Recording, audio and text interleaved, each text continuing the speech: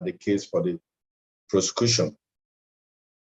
Now, the case law is that the prosecution has a discretion, perhaps an absolute discretion, on how to conduct or present its case, subject to the powers of a judge to control proceedings. For instance, in certain cases, a prosecutor might want to start with witness A, but the judge might ask the prosecutor to explain to him or her in what way the evidence of that witness will be relevant to the charge or charges before the court.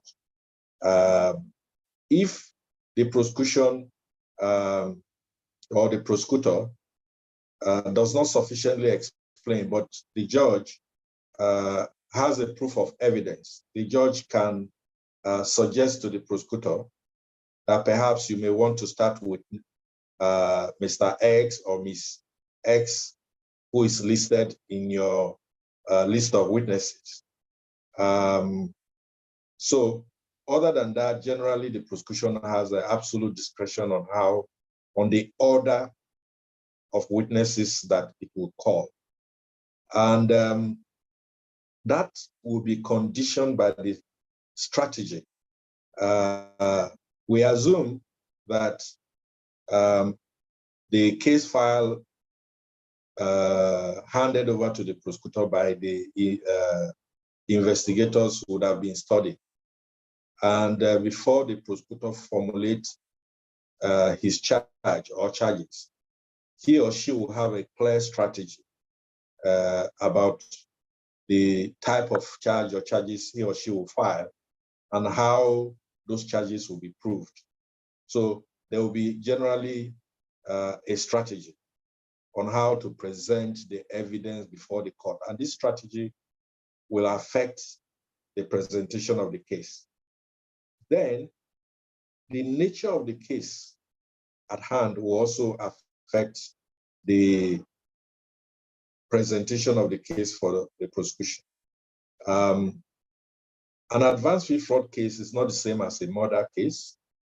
Then the way and manner in which the evidence was gathered may also affect how the case is presented. In a typical intelligence-led investigation, in corruption cases, sometimes the charge may be based on intelligence, not necessarily a petition or a report made. Where that is the case, the prosecutor might start presenting his case by calling the officer who received the material intelligence. In a rape case, it might be useful to start with the testimony of the prosecutrix, because without someone testifying as to the substance of the allegation, whatever investigation report is later tendered by the IPO may not make much meaning. So in essence, the summary of what I'm saying is that apart from the legislation that tells us that, yes, the prosecutor will present, or the prosecution will present its case, in practice, the nature of the offense can affect the presentation of the case. The strategy that the individual prosecutor prefers or is of the view will help him or her prove the allegation will affect the charge. Then the complexity of, I'm speaking to the third slide now. Slide 3, please. Yes, the next one. Yes. So I've been talking about rape, corruption cases, murder cases. What I just said is the last bullet point, that the complexity of the case may determine the presentation or may affect the presentation of the case. So in complex cases where witnesses may not be available after some events or time, I use this event to suggest, for instance, sometimes witnesses may be penetrated. So if the prosecutor is afraid that a particular witness may not be available after some time, or that witness may be reached by the defendant or agent of the defendant, the prosecutor may wish to start presenting his or her case by first calling that witness, perhaps with the understanding of the court. And then the next slide, please. The next slide again emphasizes what the very first slide said about the absolute discretion of the prosecutor or the prosecution to determine how it conducts its case, how it presents its case, subject to statutory restrictions and subject to the powers of the court in relevant cases to suggest maybe a more orderly fashion of presenting the testimony or case of the prosecution. I have just 1 hour, so permit me to go to the next slide, which deals with the relevant and material witnesses necessary to establish a prima facie case. Relevant or material witness. What is relevant or a relevant witness in a murder trial might not be a relevant witness in an advanced court case.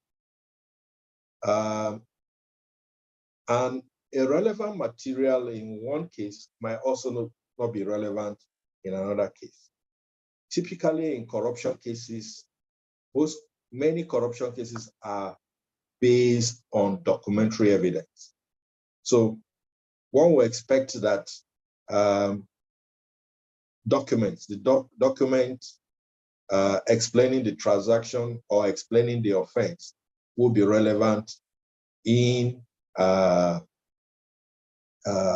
corruption case, but documents may be irrelevant in a murder trial, except for instance, if the defendant had, prior to the date of the commission of the offense, probably maybe wrote a threatening letter to the deceased, and later on the deceased is found dead.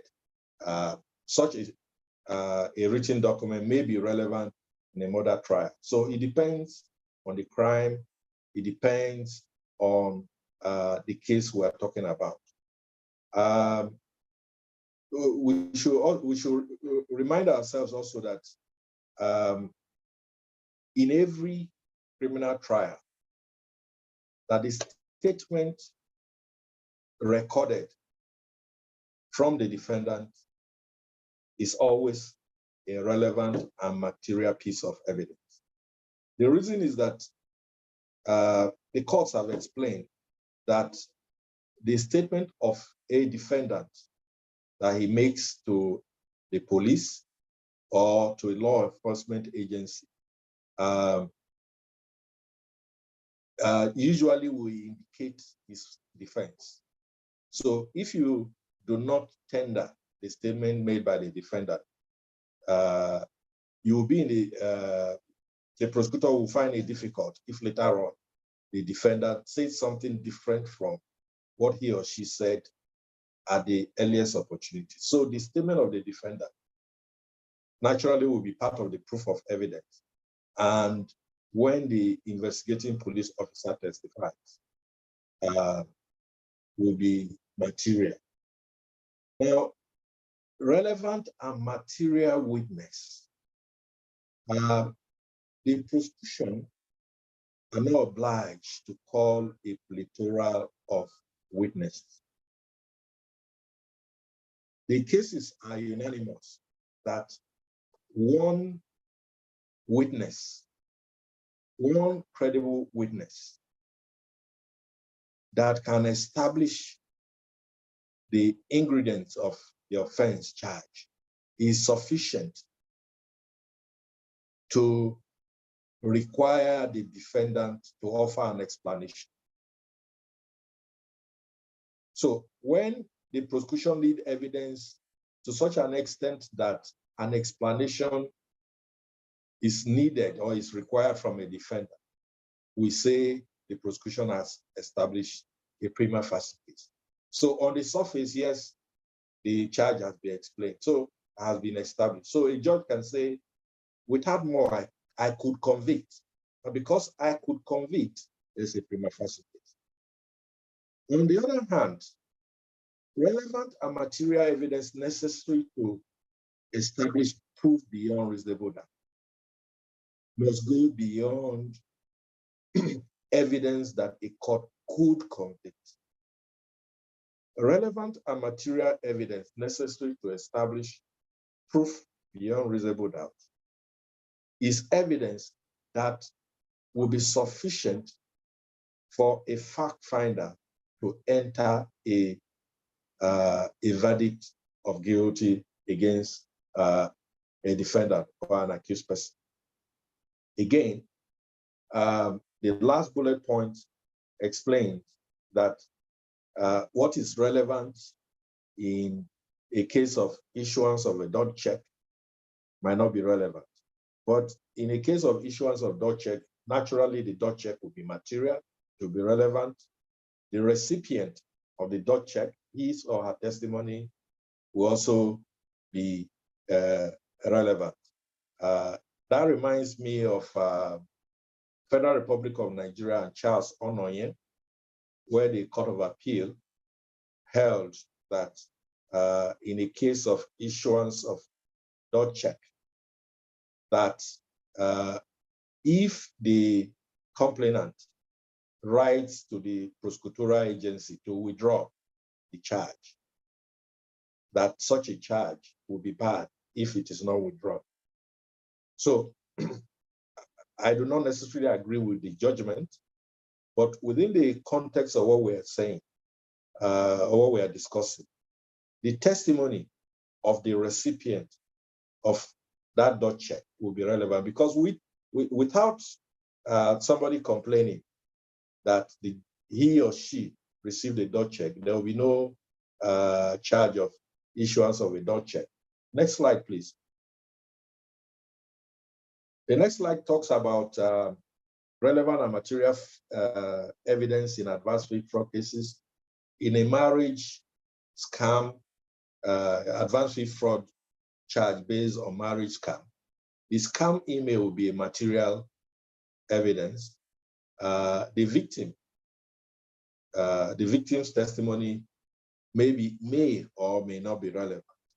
I say may or may not be relevant because in one of the cases on the last slide dealing with digital evidence, the victim of the scam was an American, but she did not come to Nigeria. But the scam email was tendered as a computer-generated evidence, and the EFCC investigators explained how they investigated the fraud. The defendant was convicted, he appealed to the Court of Appeal, and the conviction was affirmed. So, in essence, the victim of the scam email is his or her testimony is materially relevant, but it will not be fatal to the prosecution's case depending on the nature of the case if such a witness does not appear. The next bullet point talks about relevant and material evidence witness in an armed robbery case. I've tried to cite examples, different offenses, just to remind ourselves that cases, what is material in one case may not necessarily be material in another case. Next slide, please. And the next slide talks about the differences between prima facie case and proof beyond reasonable doubt. In summary, we say there's a prima facie case where the evidence could lead to a conviction. So for instance, if in a homicide case, where evidence shows that the conduct of the defendant could have caused death, could have caused the death of the disease, that's a prima facie. So after the conclusion of the testimony of the witnesses for the prosecution, if you make a submission of no case to answer, a judge can rightly overrule you and say, yes, there's a prima facie case because the evidence before the court is sufficient to show that the conduct of the defendant could have caused death. But to prove beyond reasonable doubt, the prosecution must step beyond that bar and prove not just that the conduct of the defendant could have caused the death of the deceased, but that it actually did. So the actuality of the evidence is what makes the prosecution to satisfy the proof beyond reasonable doubt test. And proof beyond reasonable doubt, it could be established by direct or circumstantial evidence. The direct evidence could be evidence of eyewitnesses. It could be evidence of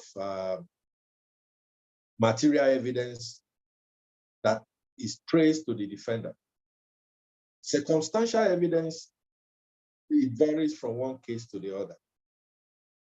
But the essence of the circumstantial evidence is that the totality of the evidence led by the prosecution is such that can lead the court to infer that in all probability, the defendant was responsible for the prohibited act.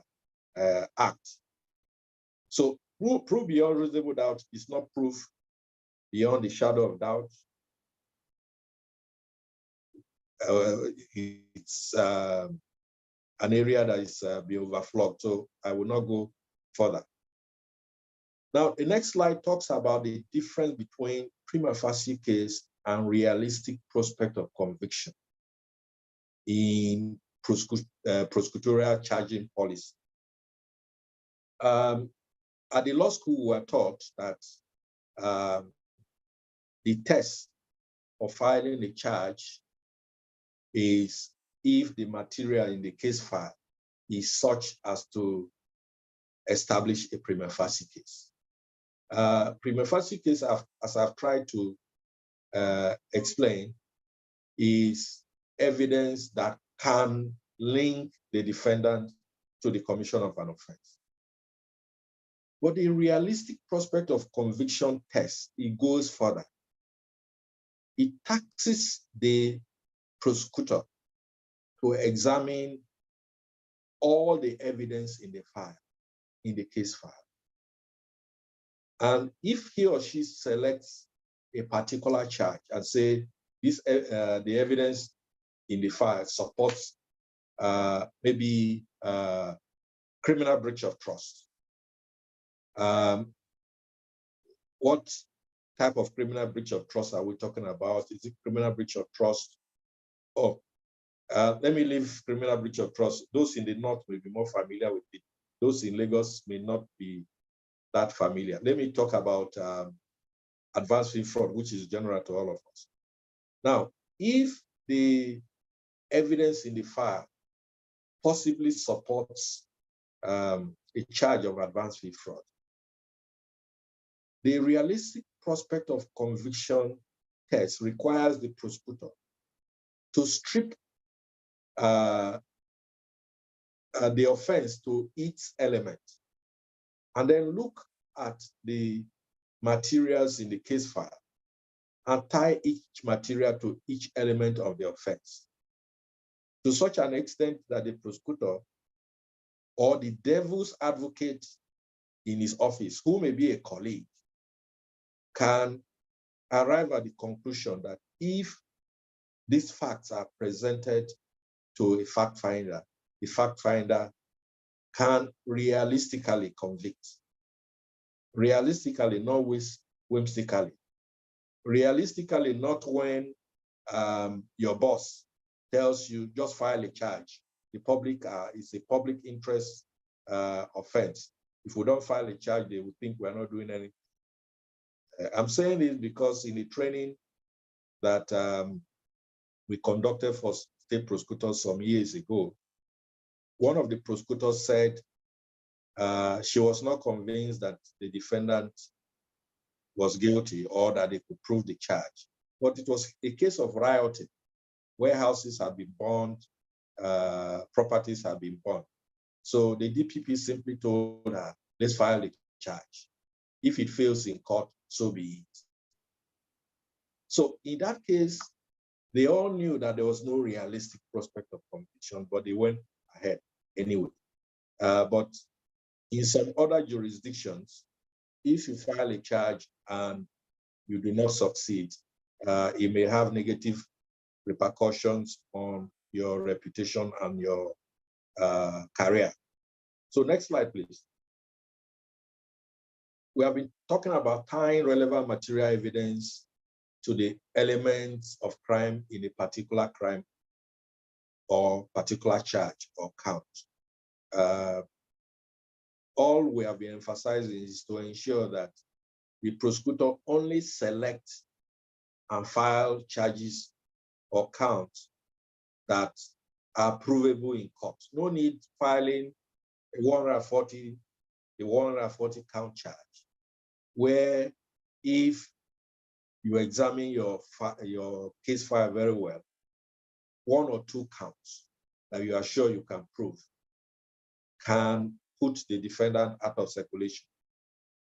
And you need not seek to put the defendant if it's not a capital offense, you need not seek to put the defendant out of circulation for 6, 10 years.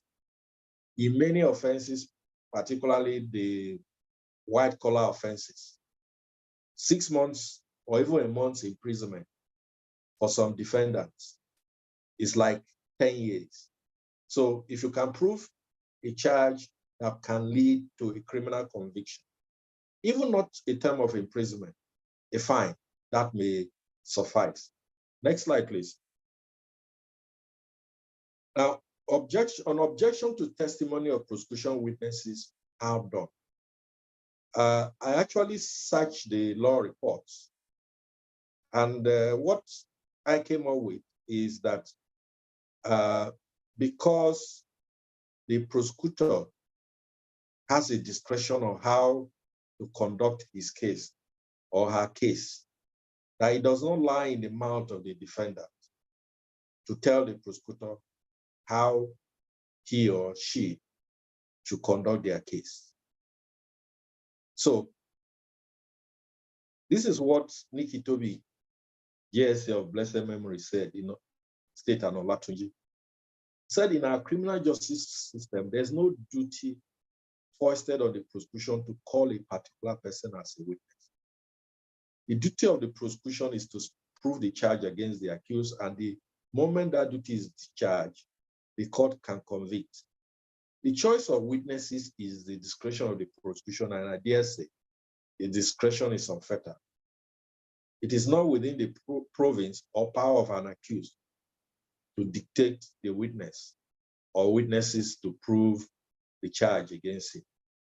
After all, the prosecution of the case is not his, and so he cannot dabble into a business that is not his. So if a defendant objects to the testimony of a prosecution witness, many judges might feel that you are simply playing for time or trying to waste the time of the court. If the witness is tainted, You wait till cross-examination and seek to show that the witness is unreliable. If the witness has an axe to grind against your client, you wait for cross-examination. But if a particular witness is listed among the prosecution witnesses, I dare say to a defendant will find it difficult to stop a judge from allowing the testimony of such a witness. We are discussing, so I'm sure in the course of the discussion, colleagues will draw my attention to authorities to the contrary. That takes us to objections to tendering of prosecution exhibits when necessary. 2 slides after this current one. Admin. Now, objection to tendering of prosecution exhibits when necessary. I have tried to look at provisions of the Administration of Criminal Justice Act. There are similar provisions in the Administration of Criminal Justice laws of states. And the essence of the provisions which I have indicated that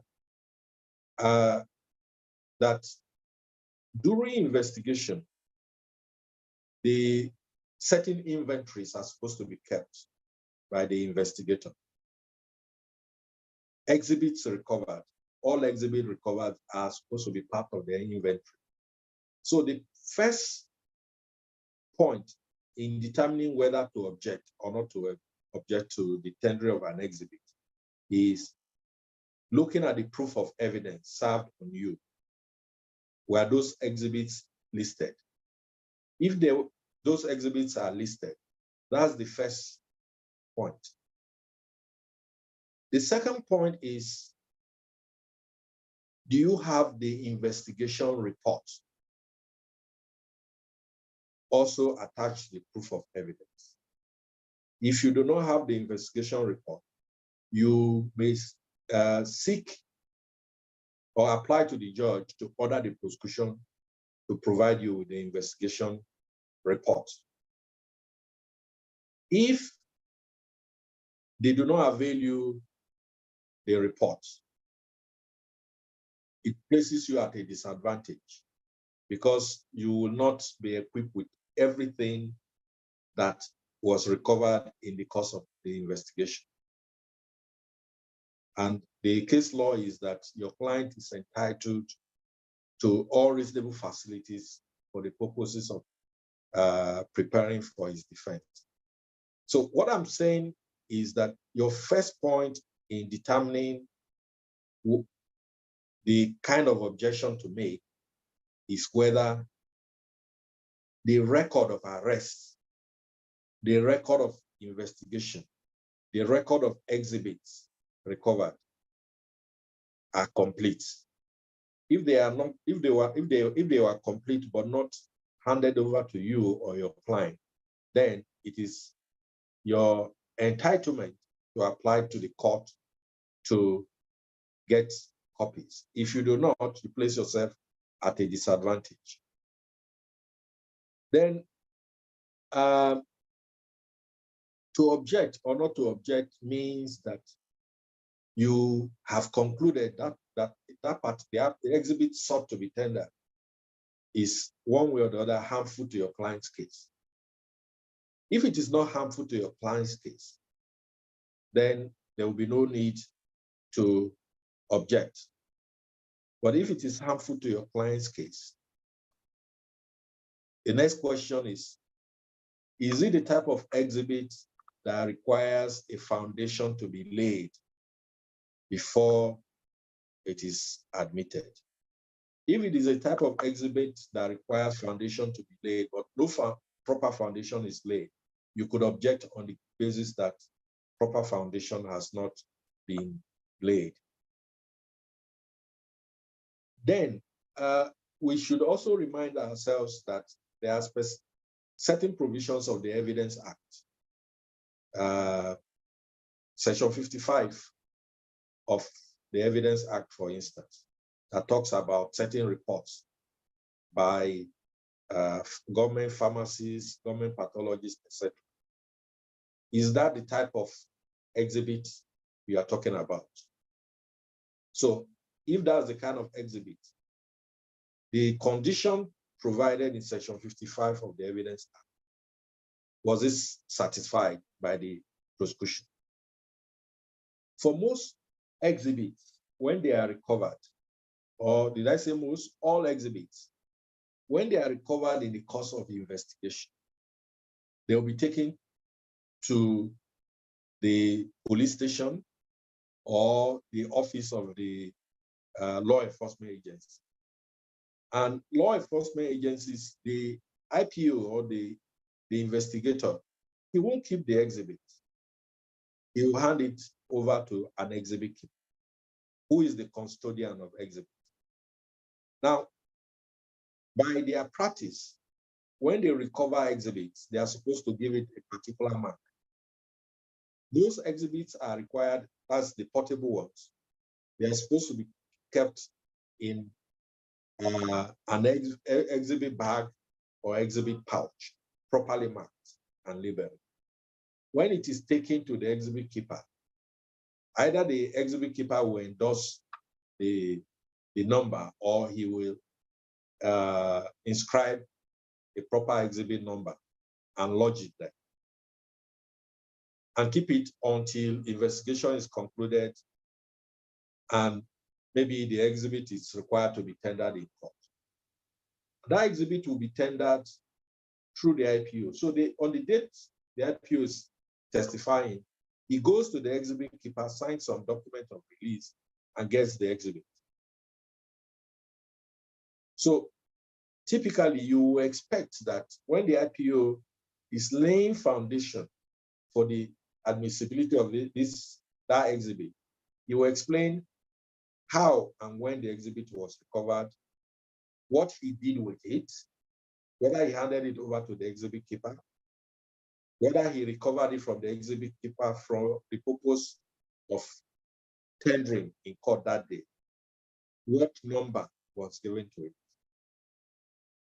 As for exhibits that do not require forensic analysis, there are some exhibits like firearms that require a ballistics report.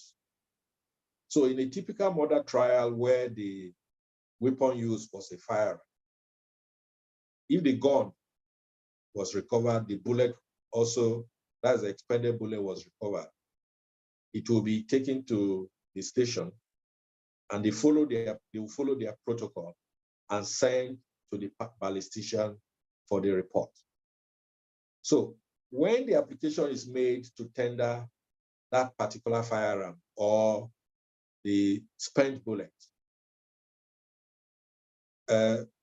was it accompanied by the ballistician's report? So the necessity of objecting to the prosecution's exhibit will depend on the type of evidence, on the type of exhibit, the type of crime. And that requires a lot of research on how different crimes are committed, how different crimes are investigated, the process or processes of gathering evidence and analyzing different categories of evidence. That research will arm you for making necessary objections in the interest of your client. I've talked about proper foundation. I've talked about, or I've inferred the chain of custody. That's why I talked about the exhibit keeper. That takes us to cross-examination of prosecution and defense witnesses. Relevant questions to discredit or controvert. The Evidence Act is replete with provisions on cross-examination.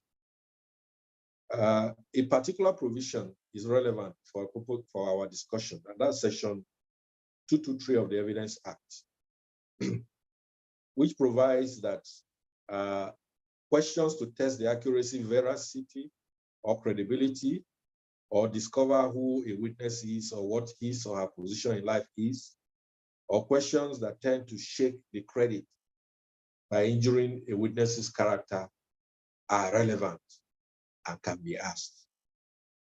So if a witness testifies as to a particular course of events, questions that test the accuracy or veracity or credibility of the witness can be asked.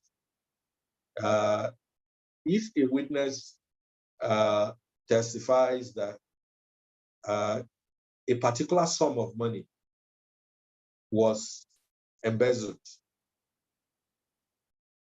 through a particular type of monetary instrument, in testing the accuracy of the witness, you can test whether a higher amount or a lower amount was stolen. If the witness at any point in cross-examination admits to a higher amount or a lower amount, that will affect the court's view as to his accuracy. Now, sometimes a witness may not set out to lie. May not set out to lie. It's just that maybe the witness may have been affected by one or more of the fallacies of testimony. The fallacies of testimony. So you may wish to probe what actually impaired the witness's ability to observe the occurrence, to recollect the occurrence, or to narrate the occurrence. I say observe the occurrence, recollect the occurrence, or narrate the occurrence. We all know that the opportunity for observing events may be affected by how happy or how sad we are. Sometimes our memory of an event that is close to what we are observing may color our perception of that event. If we are the kind of people afflicted with either memory lapse, it will also affect our ability to recollect. Then some of us are better at telling stories than others. So you might have observed something very well. You might have perfect memory, but you may lack words to express them accurately. And for us as advocates, we are supposed to be jack of all trades and masters of all. More so for the practicing advocate, he is supposed to be a pocket psychologist. So when you look at your witness, you are supposed to assess the witness for possible lines of questioning. Who is a witness? Who we are is a function of our age, our cultural background, our level of education, sometimes the type of company that we keep. They say, show me your friend and I'll tell you who you are. So who a person is related to all these things. So if the judge allows you and subject to the rule as to relevancy, you may be allowed to test the background of the witness to demonstrate who he is. Shake his credit by injuring his character. This aspect is a very touchy one because in seeking to shake the credit of the witness by injuring his character, you open yourself also to attack as an advocate. I'm a student of Francis Wellman, the art of cross-examination, which I always recommend. Very beautiful, it can make you laugh. And it tells you about the experiences of notable cross-examiners. In one particular case, the trial of Oscar Wilde, the lawyer opened himself up. He tried to shake the credit of a literary giant. And he told the witness to demonstrate how the stress of a word or a stress on a word can affect meaning. And Oscar Wilde said, if I say you are an ass, the stress or the emphasis is on the word ass. But if I say you are an ass, the emphasis is on you, the lawyer. So in other words, I'm saying that shaking the credit by injuring the character of the witness, it's an area that you should carefully examine before resorting to. Now, cross-examination as to previous statements inconsistent with the testimony of the witness. Now, section 323 or 232, sorry, of the Evidence Act states that the accuracy of a witness or the accuracy of a maker of a statement may be tested under section 34 of the Evidence Act to determine the motive of the maker of the statement. So motive can be used to test the accuracy of the witness. I'm sure my time is almost up, so let me proceed to mode. Continue, Doc, take your time. Oh, thank you very much. So let me go back to the previous slide. Then I've gone past section 233 of the Evidence Act that talks about impeaching the credit of a witness under cross-examination, particularly by confronting the witness with any previous inconsistent statement.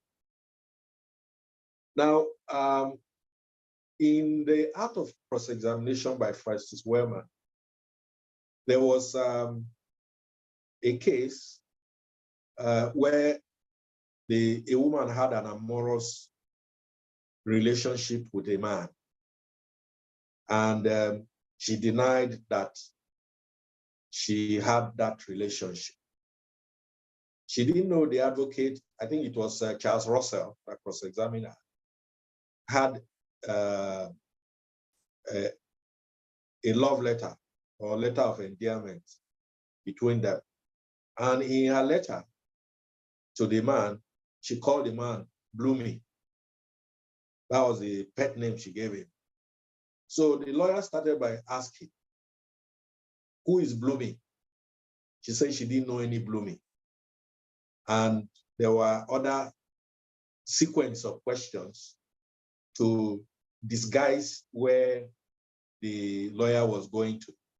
So he folded the part where the name Bloomy was written in the letter and only showed her the letter in her handwriting and asked her to tell the court if that was her handwriting. She said yes. And if she remembered the date of that letter, she said yes. And then he unfolded the letter to that particular paragraph where she used the word, the name Bloomy, to address her paramour. So that is an example of a previous inconsistent statement. She said she didn't know any Bloomy, but here it was a previous love letter she wrote addressing the man as Bloomy. It's not in every case that you may have the opportunity to have such a smoking gun, such a written document. But if you come across it, The Evidence Act allows you to cross-examine the witness to check the credit. But again, that again is it depends on the type of witness. So if it's a smart witness and you don't hide where you are heading to, the witness will blunt the impact that that document may have on his or her testimony, or the impact that document may have on shaking the credit of the testimony of the witness. So yes, the Evidence Act allows you to use previous inconsistent statements. So how you put it to use should be done strategically, tactically, to ensure that you don't turn an otherwise a very good weapon into a harmless object. So that takes us to mode and techniques of cross-examination during trial, criminal trials. Earlier I cited Francis Wellman, and in his book, just like Justice Oputa's book, Modern Bar Advocacy, Justice Oputa of blessed memory, he has a chapter on cross-examination. Both Francis Wellman and Justice Oputa said the best way of learning cross-examination is to watch experienced cross-examiners practice their art. The next best way is to read from examples of how famous cross-examiners deploy their skill. But aside from that, the style and type of technique that a particular cross-examiner deploys depend on the type of witness he or she is dealing with. It also depends on the evidence available to contradict or confront the witness. It depends on the skill. It depends also on the skill of the advocate. So if you keep on putting it to a timid witness, most judges will not take kindly to it because they will see that you are not allowing the witness to give evidence and assist the court. And if you put it to certain categories of witnesses, some will put it back to you and you make no headway. So your type of witness, you must know the type of witness you are dealing with. What evidence do you have with which to challenge the witness? From the two examples I have given you, the advocates did not straight away challenge the witness. They started tactically, tactfully, leading to where the witness did not know. But if you are dealing with a very intelligent witness, and I will put most police investigators in that category, you have to watch your step carefully. I've always told friends that many police investigators, they are like rattlesnakes. In all probability, if you are a young advocate, in all probability, they are more experienced than you. They may not know the law, but from constant investigation, constant appearance in court, they know procedure, some of them know evidence. They have come across many advocates like you. Some, they have gotten the better out. So in dealing with police witnesses, you have to be very careful, even when you have a bombshell that you think you can confront them with. You have to handle it with tact. And then you develop your skill over the course of your career. The type of witness, what you have at hand, and your skill will constrain and determine the type of question and the type of technique that you adopt For a witness that your target is simply to water down his or her testimony, that you know you need to cross-examine. You know you need to cross-examine this witness, because if you don't, the court at the end of the day will say the witness was not cross-examined, meaning the court can give maximum weight to the testimony of. One way of avoiding that is to probe the edges of the testimony of the witness to see if you can weaken that testimony or make the witness qualify his or her testimony. So probing is one of the techniques. That's the next slide, yes. The next technique is confrontation, which we have inferred. So if you have previous inconsistent statements, subject to the care that we have emphasized, you may, when the time is opportune, confront the witness. And then there's the insinuation technique, where you suggest. You are not probing, you are not confronting, you are insinuating that the account of the witness is not true. You are not confronting. You are not probing, but suggesting.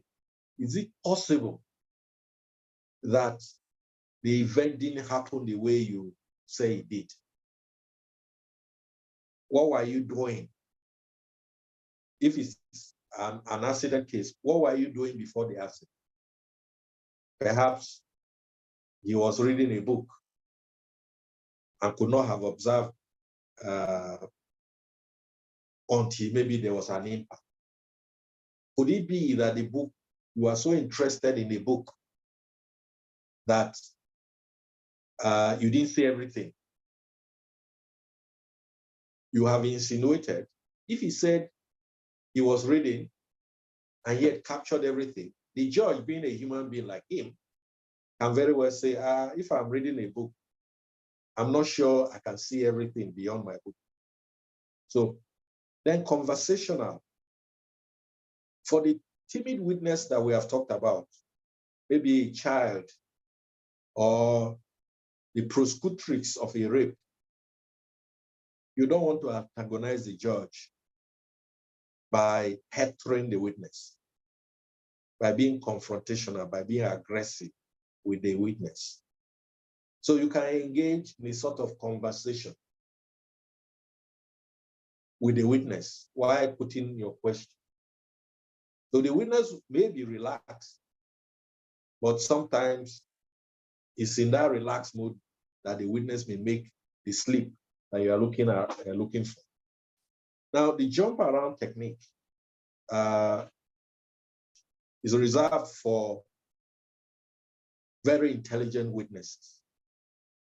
Because if you start cross-examining the witness from the beginning of the evidence in chief, what the witness said at the beginning of the evidence in chief, and then in sequence, you go to the middle, then you go to the end, that the intelligent witness will follow you and may probably not make a slip. Is that an indication that I should go to the next slide? Because I see the sky is the limit. Aha. I will soon do that. So for an intelligent witness, like for instance, a pathologist or a medical doctor, you may start by asking maybe if the witness explained a particular procedure, you can ask the witness not only to explain that particular procedure, but if there exist other procedures for, if it's a surgery, for performing that surgery. But if you go in sequence, like I've said, the witness will not falter. So you jump around by going to different parts of the testimony. Silent technique, I must confess that I first came across this in Francis Wellman's book, and he gave an example that he said to use this technique, you must have great charisma and courage. Perhaps maybe you have an intimidating physique. But in the example he gave, he said the advocate stared at the witness with intensity, as if he was looking into the soul of the witness. And the witness was confused and told the court that the lawyer was putting him through the doldrum. And the judge said, "What is a doldrum?" The lawyer quickly said that the doldrum is a corruption, the doldrum is a confusion of the head brought about by the corruption of the heart. So there goes a silent technique. The sky is the limit in cross-examination. We lawyers, we like that phrase. But Justice Nikki Toby, JC, as he then was, said, whether it's cross-examination, examination in chief, or re-examination, we are still governed by the rule relating to relevancy. So if your question is not relevant or will not assist in the just determination of the case, a court can very well ask you to move on. So there's nothing like the sky is the limit in cross-examination. It depends on the context. Yes, you have wide latitude to cross-examine or not to cross-examine. But if you continue wasting time repeating the same question, the court can stop you. Now, to discredit, next slide, please. To discredit and controvert the distinction, if any, in criminal trial. Now, the Evidence Act provides that a witness may be discredited in three ways. One, by evidence of persons who testify from their knowledge of the witness that they believe him to be unworthy of credit, by proof that the witness has been bribed or been corrupted in some other ways, by proof of former statements inconsistent with any part of his evidence. The critical aspect of all these provisions is that before you can discredit or controvert the testimony of a witness, either by calling other witnesses or showing that he has been bribed, or proof of former inconsistent statement, you must bring all this to the notice of the witness while the witness is in the witness box. So if you say, for instance, that in your community, is it not a fact that in your community, nobody believes you, everybody knows you are a liar? If you do that and he denies it, subsequently you can call other witnesses. If you know that money had changed hands between the witness and maybe the defendant or his agent, you must confront the witness while he's in the witness box. If he denies it, subsequently you can call witnesses to with proof showing that he or she actually collected a bribe. And then the previous inconsistent statement, you must confront the witness in the witness box while he's testifying with that previous inconsistent statement. Otherwise, you cannot trigger section 233 of the Evidence Act.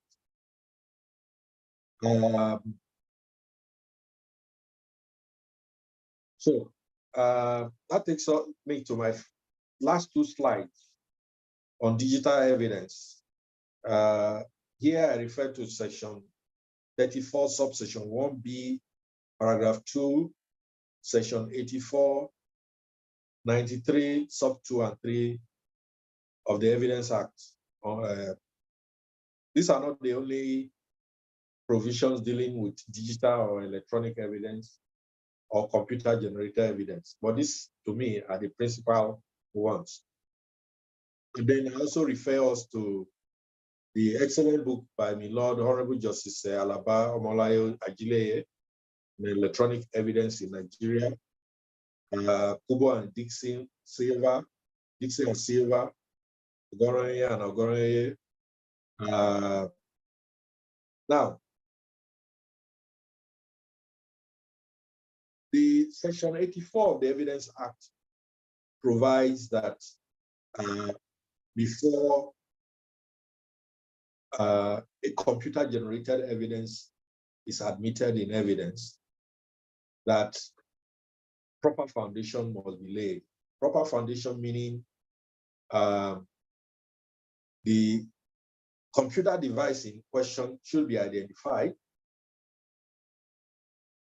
The operation of that computer device should be explained.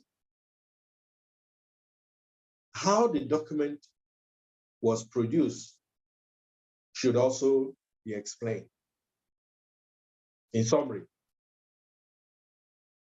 and in explaining that, there must be a certificate of compliance in accordance with Section 84, sub 2 and 4 of the Evidence Act. Initially, we all assumed that the only way you can lay the foundation as to the identity, the operation, and the production of computer-generated evidence is by certificate of compliance. But the current case law, principally from the Court of Appeal, is that apart from the certificate of compliance, oral evidence by a person who, in the course of his or her employment, operates that computer is admissible to lay the foundation. So apart from certificate of compliance, oral evidence is admissible to lay the foundation and to fulfill the requirement of Section 84, sub 2 and 4 of the Evidence Act. That is the first part of it. The second part of the case law is that it is one thing for the court to admit computer-generated evidence. It's another thing for the court to attach weight. So a court can admit computer-generated evidence, but can still attach no weight to it. That is the essence of Section 34, subsection 2B, paragraph 2 of the Evidence Act. It empowers the court to determine what weight to attach to admitted computer-generated evidence. I thank you very much for the honor and the invitation by the NBA to this session. Thank you for listening. That is my humble submission. Thank you very much. Thank you very much, Dr. Esa Odloja, for a brilliantly delivered paper. Very impressive. I'll make a few announcements. First of all, let me take comments from other panelists, then I'll make a few comments myself, and then we'll go to question time whilst we allow members to digest the content of what they've had today. I'll first call on Docs Onyeke. Docs, your comments. Thank you very much, Honorable Chair. You know, I didn't want the lecture to end because Dr. Nodja was taking me through the classroom presentation and I enjoyed every bit of it. I think those of us who are privileged to log into these training sessions should really take a lot out of it, because some of the things that we're taking through here are things we run into every day in court and we're a bit confused as to what to do. So I must also thank him, first of all, for a well-researched and well-delivered presentation. God bless you, sir. I have just a few areas I want to just point out, which in no way removes anything from what Dr. Nodja has done. It's just to probably further put a bit of flesh to some of the things he already said. When he was doing his presentation, he mentioned something that I found very interesting. And it's good that he's coming from someone like him who is now seconded to a law enforcement and prosecuting body. That is the issue of filing charges just to satisfy either the directive of a superior or societal demand without necessarily being convinced that one would succeed in the charge. This is a very difficult, this is a very, very current problem we have in our country. And I'm glad that so many people logging into this training are both in the judiciary and also in the prosecutorial jurisdiction of our profession. Taking someone through a criminal trial is an ordeal that one should not go through if it's not necessary. And maybe as time goes on, we'll learn to treat criminal prosecution for what it is, which is a serious business where society wants to put somebody to account for a crime that he is alleged to have committed, not necessarily to boost the ego or satisfy the whims of maybe a superior officer. So thank you, sir, for bringing that out and pointing it out so that people who are in the prosecutorial world would know that it is not the best to take people through that kind of ordeal just because you have been asked to do so. On cross-examination, this is an area I really like because those who know me know that I always like discussing this. Doctor captured to a very, very comprehensive extent the different modes of cross-examination and when you should adopt them. And that is something that I think anybody who gets the slides of this presentation should really, really do further study on in order to be very good cross-examiners. But one important thing I would like to also add is that for you to engage in cross-examination, you must learn to study your file.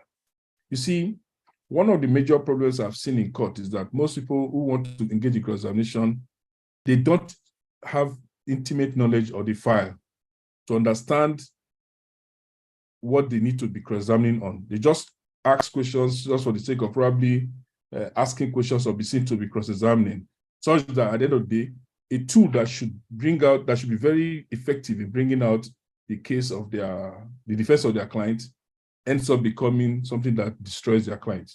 So studying one's file is very, very important. Also, studying the subject matter. You see, I like the fact that doctor kept referring to the issue of medical evidence throughout his presentation. He was going towards a direction. It is important that we study the subject matter. You want to cross-examine a doctor on an issue that is medically based or so in the course of a trial. You as a lawyer, you have not gone to study the issues surrounding that area, and you want to cross-examine somebody who wakes up every day in doing the same thing. Of course, it will mess you up. So this is one of the things that make our cross-examiners to be ineffective in the way they carry out their cross-examination. And it's also necessary to know the essence of what the prosecutor wants to achieve with a particular witness. This is one very important thing that, and I think the doctor alluded to it. If a prosecutor puts somebody in witness stand, and you as a defense counsel, you know that they want to achieve a particular thing with this witness, having studied your file very well, the kind of questions you should ask should be questions that should do damage to the essence of bringing that witness, not necessarily because you just want to ask questions. So it's important that those of us who are engaging in cross-examination should understand what each witness is about and how to cross-examine those witnesses to render their purpose useless in the course of a case. Never ever ask a question. And I mean, this is one thing that everybody knows. Don't ask a question you don't know the answer to as a cross-examiner. Because sometimes we go fishing in the course of cross-examination, or because the mood is right, we just ask a question. And when you ask this question, you don't even know the answer that will be given. It opens a floodgate of other issues that maybe the witness did not even remember before. Now you've assisted him to remember. And I tell you, any cross-examination question you ask and the witness responds to it and it damages your case, the court will accord more probative value to that, the answers you got from that witness at that point, than even the one he said under examination in chief, because now he's responding to your direct attack on him. So it's important that we don't open floodgates when asking questions. We should limit ourselves to the subject matter, know when to stop, know when to put a halt to it. Once again, Doctor, I thank you for this very comprehensive lecture on the trial process. In fact, I know those who are prosecutors in the House will be very grateful that all through this series up to day 4 now that we're in now, it does appear as if nobody has really related with the prosecutors. You have told them today that you are on the side of the prosecution because your presentation was 75% from the prosecutors. So we are not complaining from the defense, but we are happy that at least somebody is standing up for the prosecutors. Thank you very much. Thank you very much, Docs, for your very kind and supportive intervention. May I now call on Dr. James Agaba. Dr. James Agaba, do you have any comments? Thanks for joining. Okay, Mr. Chairman, thank you very much, Honorable Chairman. I'm very sorry that I have to come in very late. I had to, by way of by official work, I had to be at the Attorney General's book launch. As civil servants that we are, even if you don't have any role to play, once they say come there, you must go there. We have to be there. Welcome, Doc. All right. So sorry about my lateness. I actually caught Dr. Onoja when he was up about rounding up his presentation. The short time that I saw that I actually heard his presentation, at least the concluding part of it, I am not at all disappointed. It's someone who is coming from two ends. He has been in the academics, and now he's, like Mr. Doc said, he's a prosecutor himself now. And so he just couldn't have done any less. Well, the concluding part I heard, I think I can say I give him recommendation. Is quite good, is quite brilliant. I know that the work was actually exhaustively done, even though I didn't start from the beginning, but I can tell you that I do not expect any less from Dr. Onoja. And I don't really have anything to add. The point I wanted to make was the point that Doc had already made, which is the fact that we must study our files each time we're going to court. If you have to do any meaningful cross-examination, you don't read the examination from the books. You deal with them, or what you got from the books is just to give you a guidance, as to what is acceptable and what is not acceptable. Beyond that, you are going to work exactly on what you meet on ground. Is each case that will determine what strategy that you're going to adopt. So if you do not study your file very well, if you don't get your file, if you don't understand your file very well, you will be asking questions because you heard someone ask that kind of question before, which in the long run is going to be damaging for your client's case. So to effectively have, to have the effective cross-examination, you must have the facts of your case at the tip of your fingers. And for you to have the facts of your case at the tip of your fingers, you must understand the file, must understand what you're dealing with at any point in time. So I'm just saying that as by way of emphasis, what Dr. Onoja has said, and Mr. Docs too. So thank you very much again, Dr. Onoja, for that brilliant presentation. And thank you so much, Mr. Docs, for your contribution. Thank you, Mr. Chairman. Once again, I'm so apologetic that I had to come late. Thank you, Dr. Agaba. Thank you for your support always. Very incisive comments. Thank you. I just want to say a few things before going to questions. I'm sure that the participants will be pleased to know that so far we've had over 8,500 participants altogether since the training series started. It's actually a record. The last record we had was 7,500 for civil litigation. So, and we have participants from all across Nigeria, almost all the branches of the NBA in Nigeria. And what this means is that we have a lot of people who are either practicing in the criminal litigation space or are interested in it. And indeed, that most lawyers are interested in it. All I can say is that it takes a lot of time for the tutors to put their slides together and come from whatever they're doing to be part of the sessions. So I think all of us should do as much as possible to continue to pass the word and pass the message. Interestingly, we now have a comprehensive audio library on YouTube. Anybody who goes on NBA-ICLE would be able to see, to view a lot of our trainings that are there, from the trainings we've had with local Nigerian facilitators to trainings from such notable firms as a Kingdom, Strauss in America, McDermott, Will and Emery, Allen and Overy, and the rest of them. So I'm grateful. Now to question time. Dr. Onoja, I'll reserve the comments and gratitude till the end, but let's go on to question time now.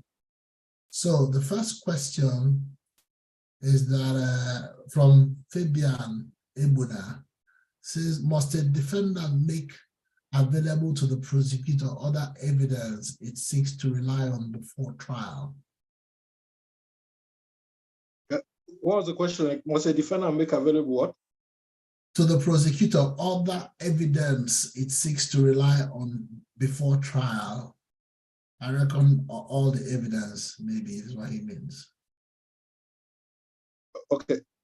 Do I take all the questions or should I take them as I think it's better we take them one after the other. So it's okay. I'm aware that the FCT and the Federal High Court, they have practice directions on corruption cases, which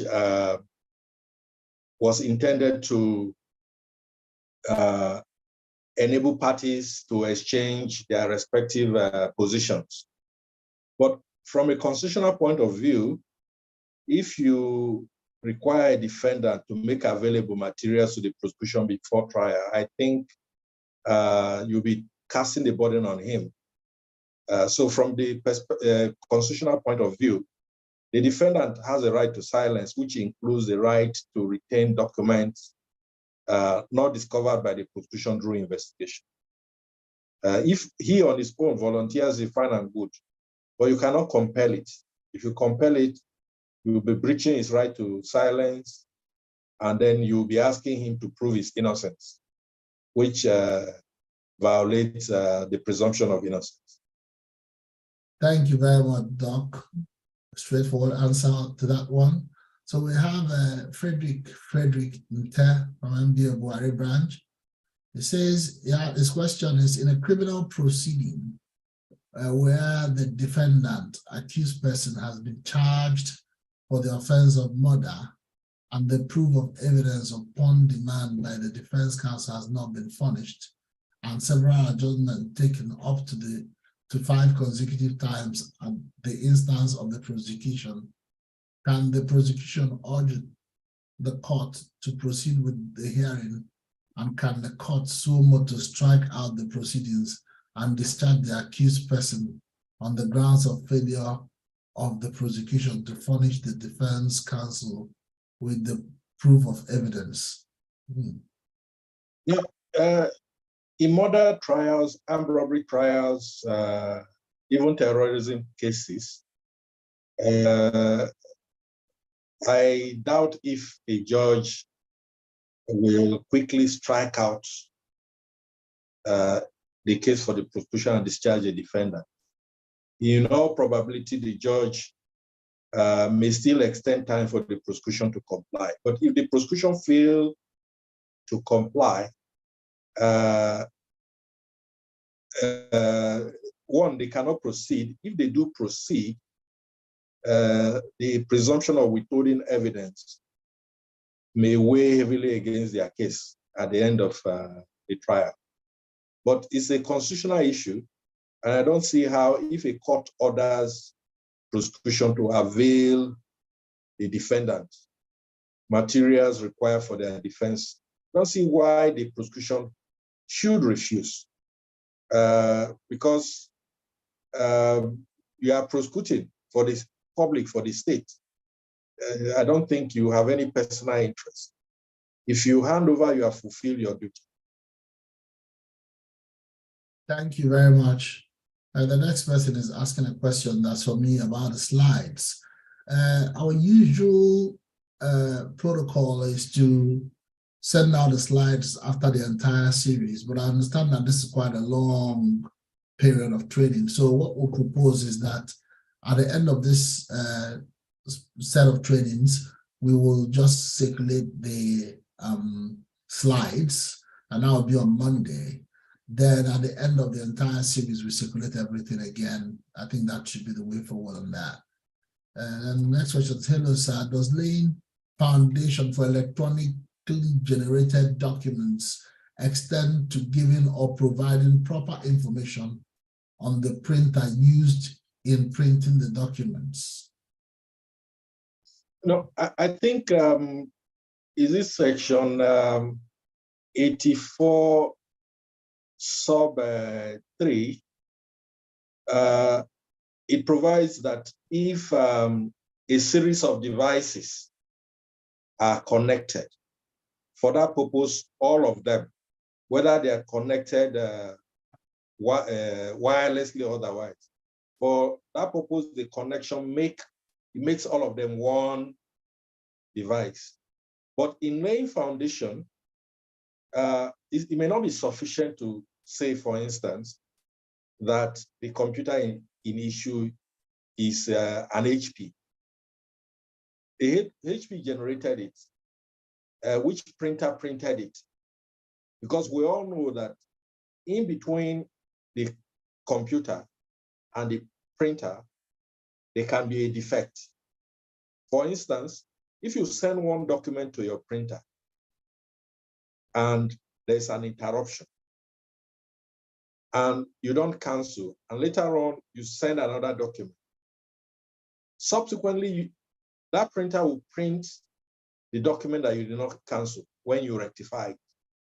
So you need to explain that, yes, you generated a document using an HP laptop or desktop, and then you connected it to a HP printer and printed it through that HP printer. So it's better to tie all loose ends than to leave loose ends, because if you leave loose ends, I'm talking to prosecutors now, if you leave loose ends, our colleagues in the defense bar, they will look for opportunities. Some will say they look for straws to hang on. Pardon me. All right, thank so you. It's better to tie all loose ends. And every device, we see serial numbers on all of them. If it's your phone, there's an IME that marks your phone out from all other phones. So you should be able to get the number and state it either in your certificate of compliance, or if it is your you that is testifying, that is operating it, to at least indicate to the court that there was nothing untoward. Because the essence of Section 84 is to ensure the authenticity of the document and reliability of the process that produced the document. Authenticity and reliability. Thank you very much, Doc. The next question is, thank you very much, sir, for this eye-opening training. Kindly, what kind of objection can be raised with respect to an evidence exhibit not recovered during investigation but smuggled in to be tendered during trial? Sorry, sir, I don't know if you can raise your voice. What kind of objection can? It says, what kind of objection can be raised with respect to an evidence exhibit not recovered during the investigation but smuggled in to be tendered during trial? No, I'm not in support, but you know, those who have criticized the O.J. Simpson trial, where his lawyer said, if he does not fit, you can't convict. There is this rumor that the counsel smuggled in another angler. But I don't see how the prosecution would tender something that was not recovered during investigation. Usually, they may recover, but may not list it. Or the investigation report may not completely cover everything. The emphasis of the context in which I made that reference is that it is obligatory on defense counsel, who is up to his game, to know how investigations are conducted, what the requirements of the Administration of Criminal Justice Act or Administration of Criminal Justice Law say about maintenance of inventory of what was recovered, maintenance of list of everything recovered. And there are other requirements that obligates the prosecution to provide you all these things. So if they are not provided, apply to the court to compel them to provide. But if they do not provide and you do not seek, when the application is made to tender, at best you apply for an adjournment to respond. But that will place you at a disadvantage. But I don't see how the prosecution will tender something that they did not recover. There will be a connection. Because like I said, if they recover, it would have been lodged with the exhibit keeper. And the record of the exhibit keeper should indicate the date that it was handed over to him or her, as the case may be. So the chain of custody from recovery to deposit with the exhibit keeper, and then the investigator retrieving it to tender a court, is important to understand the faces, the different faces. If it's the type of evidence that or exhibit that require forensic analysis, it's also important to understand how those analyses are conducted. In the past, even if you are in the north, the firearm will be sent to Lagos. But now they have a ballistics lab in I think, some other places. So I think at this point, I'd like to invite comments from Docs. Okay, let's see what the defense has to say about this. I mean, Docs, have you had any experience about this issue, and are there any practical tips from the defense point of view that you want to suggest? Well, I think, let me take it from the last comment made by Dr. Noja concerning ballistics, for instance, because I think the question was asked in a manner that suggests that there was an attempt to bring in evidence that was not made known from the very beginning, or maybe smuggling evidence that does not really exist just to boost up the case of the prosecution. If the latter appears to be the nature of the inquiry,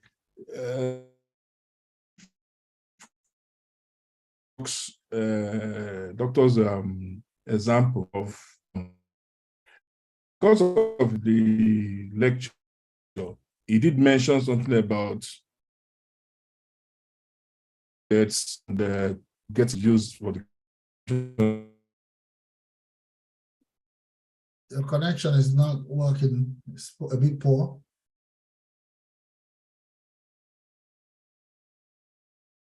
Okay, we can't hear Doctor. My what? Okay, we're already hearing you. Can you hear me? Yeah, we can hear you now.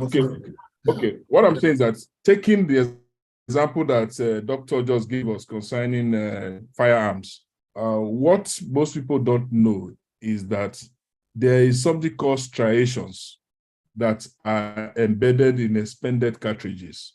Striations are like fingerprints. No two human beings have the same fingerprint in the world. And I hear that scientists are also working now on tongue prints, that people have unique tongue prints. It's still under development.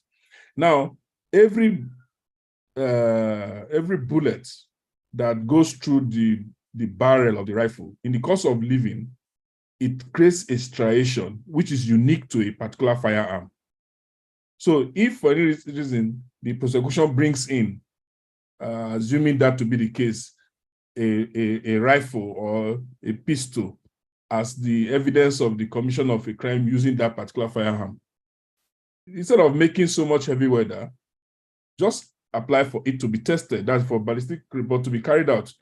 They will fire the rifle or the pistol and examine the expended bullet with the one that is supposed to have been recovered from the scene of the crime. Once their striations don't match, that case is as good as dead. So that would be the way I would tie doctor's example to what the defense can do in that circumstance. Thank you. All right, thank you very much. So, Doc, the next question is, at what stage will we no longer be able to apply for these things? That is, investigation report, proof of evidence, etc.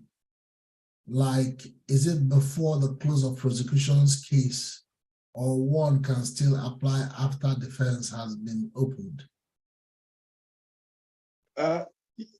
In theory, you can apply after the defense has been opened, because until the case is concluded, you can make any application.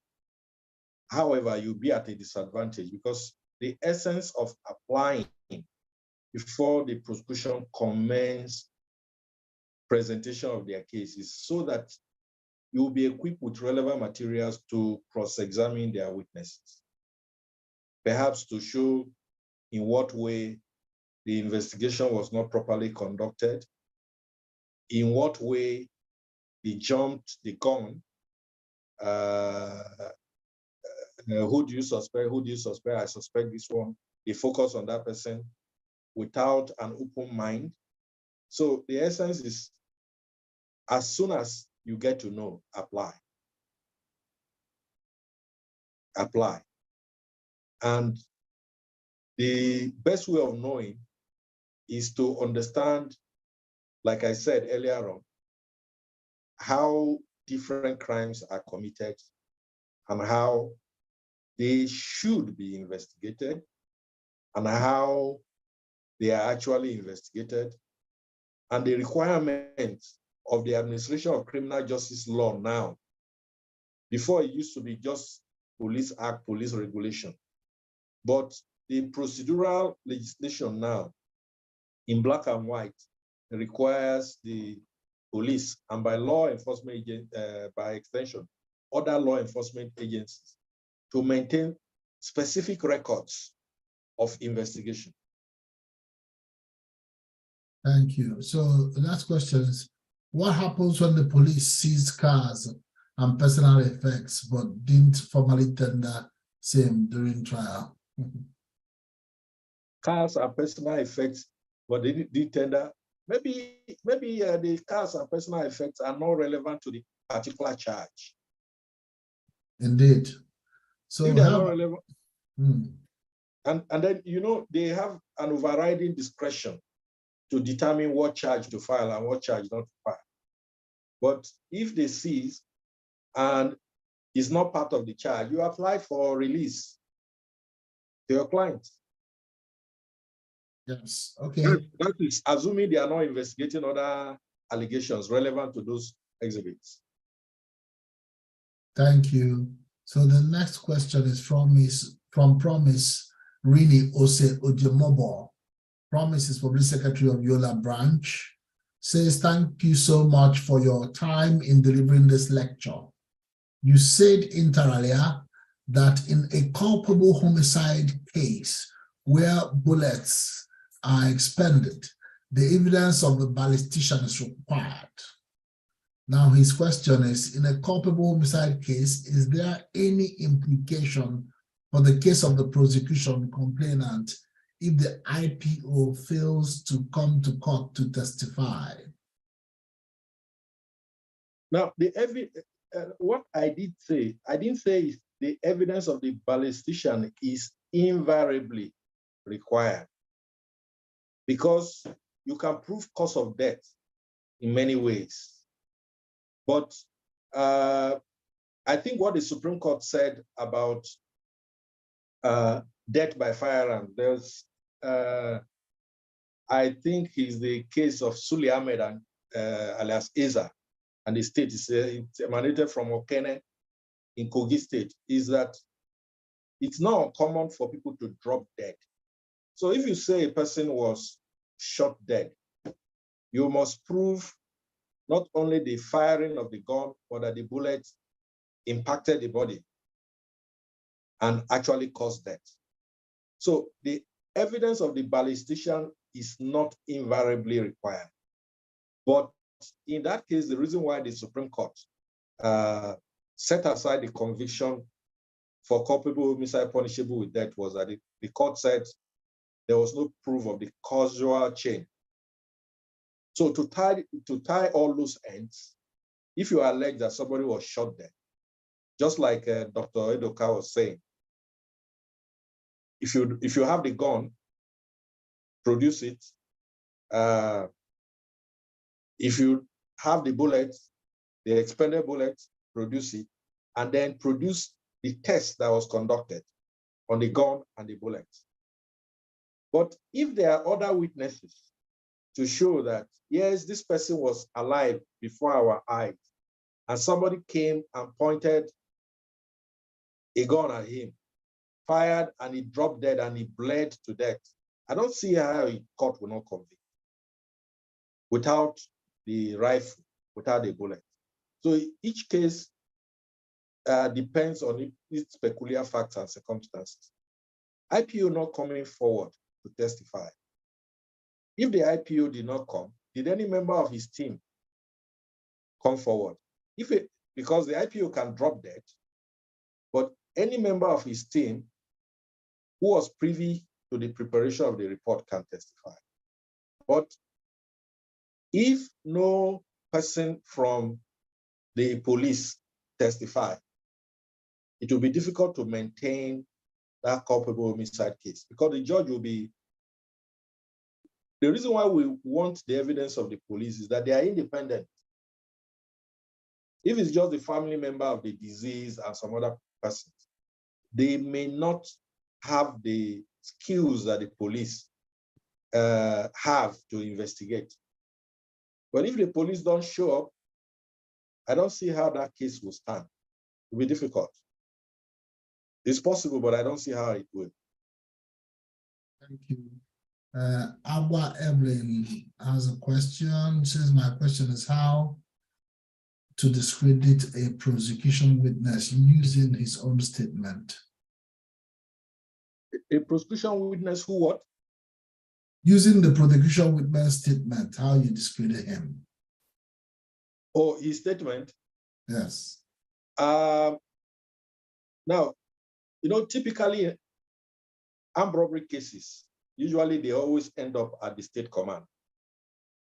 But the divisions in local governments, the area commands, usually those are the first point of call where those cases are reported. Now, by law, the statement of the defendant should be part of the proof of evidence.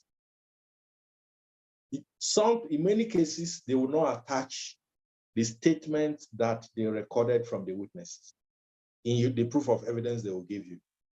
So if you know how they operate, that this case was first reported at the division, they didn't avail you the statement that was made at the divisional level, at the area command level. But the only thing that was attacked, that was later availed you, was the statement made by that witness at the state command.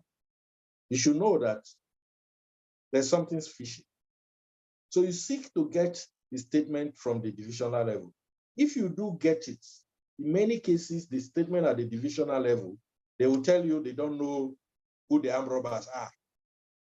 It's at the state command when people are arraigned that they will now say is these people. So if you have the statement from the divisional level, the IPO or the witness who said is an eyewitness, he saw it happen, Korokoro, you confront the witness with that, and you'll be able to at least water down, if not destroy, the testimony of that witness. That's the ready example that I can come across, because it's an example that I used in an armed robbery case years ago, and it worked. Thank you very much, Doc. So the next one is, good day, sir. In the event that the prosecution fails to call the IPO of a case to testify, will it be detrimental to the case of the defendant if the defendant fails to subpoena on the IPO for the IPO to come and testify? The IPO, like I inferred earlier on, the IPO can die. What the Evidence Act permits them to tender the report of that IPO through another police officer. So if it's a question of no police officer at all testifying as to how the investigation was conducted, my first thought is that that may be fatal to the prosecution's case. As to subpoenaing the IPO, I think is a bad idea. I think it's a bad idea. You are subpoenaing the IPO to come and testify on behalf of your client when he's still a policeman, answerable to the IG. I think it's a bad idea. Thank you. The next one is, what the value of statement made under duress by an accused person unaccompanied by a lawyer? He said what? So what's the value of a statement made under duress by an accused person unaccompanied by a lawyer? Now, the fact that a defendant was not present when the interview or the confessional statement was made does not make that statement a statement under duress, because there are alternatives. A legal practitioner, somebody from an NGO or legal aid council, like the ICPC, for instance. If you don't come with a lawyer, somebody from legal aid will come. But apart from that, was there electronic recording of the session? So the fact that there was no lawyer present does not ipso facto make a statement under duress. It does not. That's my own thinking.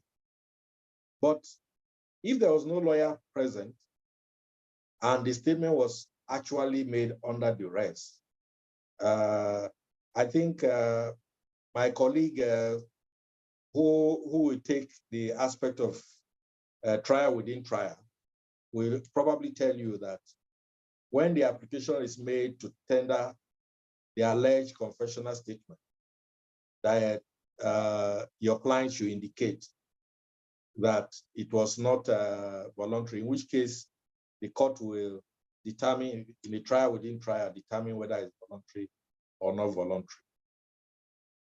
Thank you.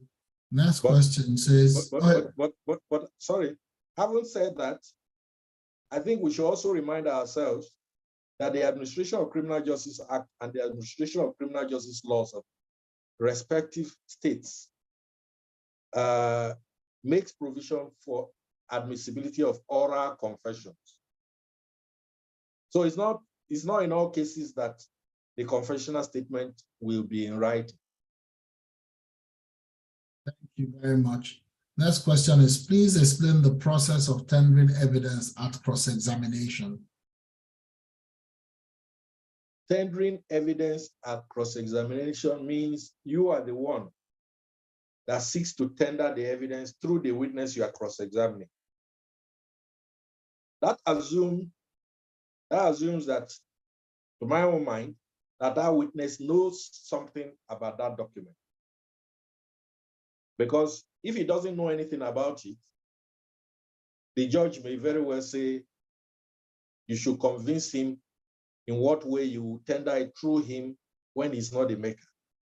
But if he is the maker, you want to tender it through him, my assumption is that you had sufficiently confronted him, you had sufficiently shown that the document you want to tender through him is a previous inconsistent statement that he or she made. But you can tender it, you may not tender it.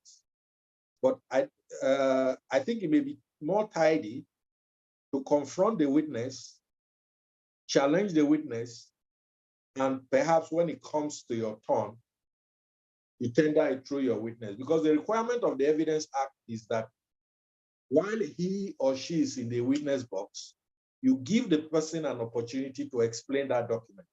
You confront that witness with the document. And then when it comes to your turn, having confronted the witness, you can now lead evidence to contradict that witness on that point.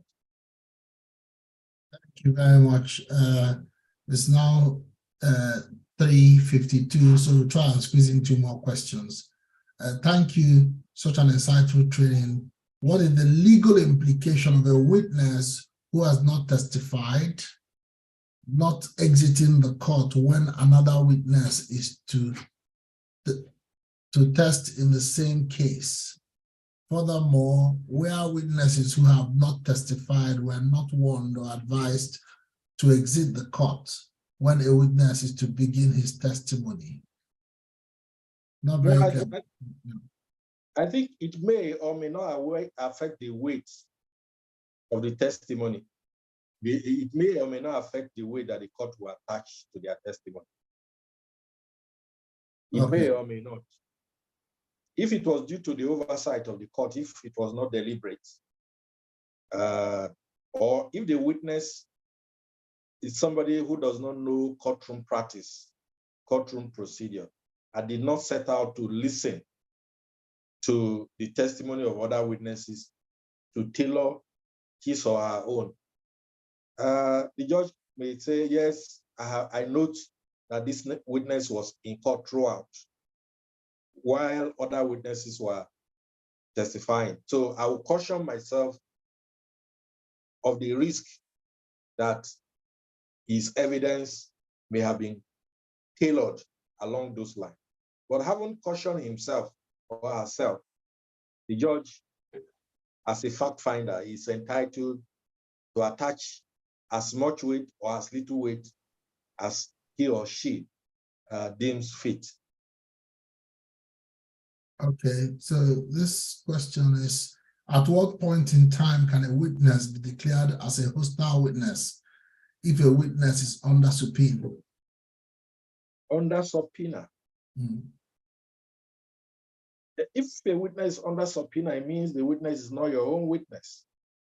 Because my understanding of hostile witnesses is that you call the witness, and in the course of his or her testimony, the witness displays animus towards your case, abandons the oath to tell the truth, and sets out to damage your case. Your own witness, in which case you draw the court's attention and apply to the court to declare the witness the hostile witness. But if you subpoena a witness, does that necessarily make that witness your own witness? That's I must confess, that's something I have not examined. And I need to think before I say further than I've said. Thank you, Doctor. I think you've said enough to give us a hint. Then a final question. Would you say that probing in cross-examination is the backdoor to the rule that you should not ask a question, the answer to which you don't know? There's no backdoor to that principle that you should not ask a question, the answer you do not know. There's no backdoor, no way of navigating it. If you don't know the answer, don't ask, because in all probability, the answer will be negative to your client's cause. And I think that that is an excellent point to close it. No backdoor to it. If you don't know the answer, don't even try. Thank you very much, Dr. Esa Onoja, for a brilliant presentation. I would say that we took away a lot from the presentation itself, and I think Dr. Onyeka used the word comprehensive, and Dr. Agaba used the word very well researched. And I must say that I agree completely with both of them, because your paper was delivered with an academic and practical flavor, but yet in a very simple way. And I must say that we are very grateful to you for the industry exhibited in your presentation. I must also say that it is very clear, and we had about 70-something questions come through. It shows that the people who, the delegates were quite attentive. I think their questions were also direct to the point, and it shows that they followed your lecture through and through. So thank you very much for your time. Thank you for your kindness to the profession and to the MBA itself. May God bless you and bless your colleagues who are also here. Edoka Doc Sonyeke, one of the deans of this faculty. Thank you very much. Dr. James Agaba, thank you for always showing up. We are very grateful to you all. And so, Dr.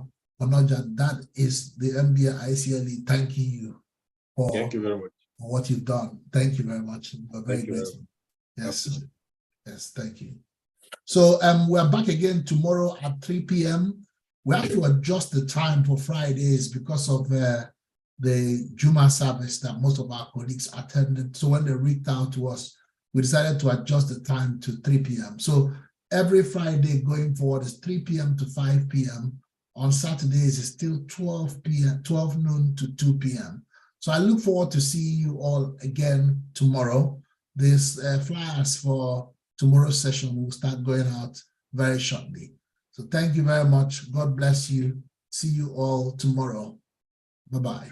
Chair, before you leave, I would like to draw your attention to the fact that most of the people who were in the chat room kept asking why there was no training session for the last 2 days.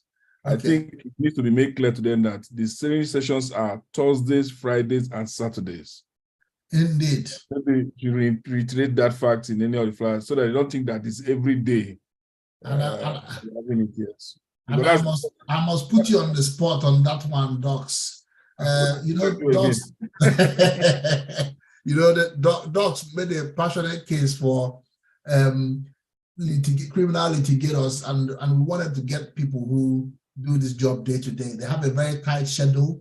Mondays, Tuesdays, and Wednesdays are particularly serious dates for court. So, I mean, we can't just keep imposing on people. We are grateful for the sacrifice that is made. And we also want people to generally digest what they've learned before we come to the next series. So it's Thursdays, Fridays, and Saturdays. Then we break again for another Thursday, Friday, and Saturdays. But by the way, anybody who misses any of the training sessions, like I said earlier, it's all logged now and stored on NBA-ICLE, the YouTube channel. So you can watch it at your time. You can go back and visit this particular training once it's over or at any other time. And I think we should let everybody know. So that's really what it is. So we'll continue again tomorrow. Thank you very much, Docs, for that intervention. Thank you very much, everybody. And we'll see you tomorrow, 3 p.m. God bless you all.